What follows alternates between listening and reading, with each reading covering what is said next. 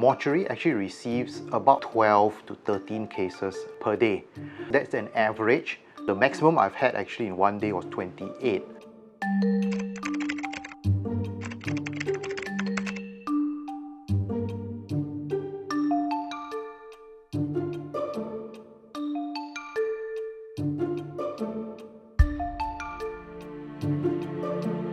As a forensic pathologist, we support coronial medical legal death investigation as well as the criminal justice system. We use our medical knowledge based in pathology in order to say, for example, how diseases cause death and how injuries affect the person and also how they cause death.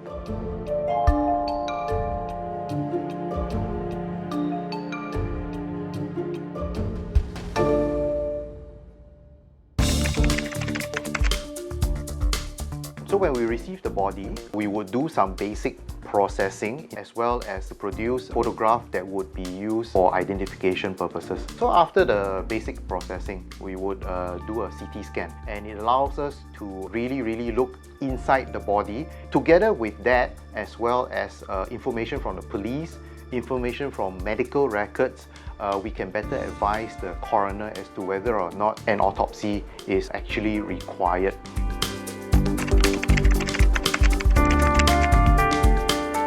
There are probably quite a few misconceptions in terms of what a forensic pathologist do, because if you look at movies or TV series, one of the things that we don't do is actually performing the analysis of the evidence that's collected from the body. Say for example, if I have a sample of blood, I don't actually do the toxicological analysis. It's actually sent to a specialized lab in order to do that.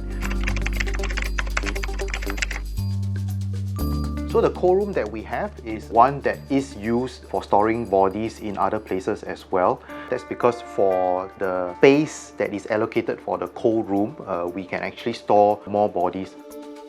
But actually in our isolation area, we actually have storage that is a drawer style, so kind of similar to the one that you would see in some hospitals.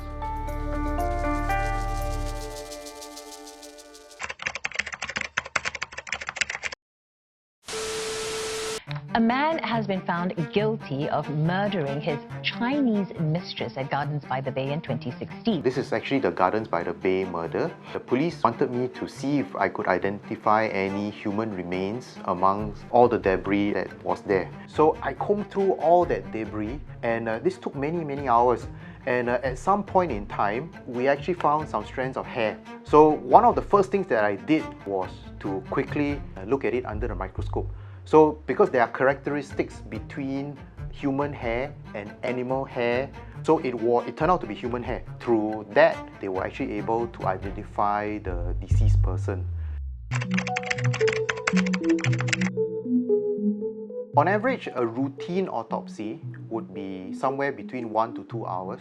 But when we talk about, say, homicide cases or cases in which are a bit more complex, then that could take upwards of 6 hours or even more. So one of the things that we can do at the time of autopsy is to sample tissue, allow us to see things that may not have been obvious to the naked eye. I don't really want to pick one as in like the one that would best portray my job. But I will tell you the one that I like the most. The one that I like the most is actually CSI in Miami. But that's only because everybody looks very cool in that show.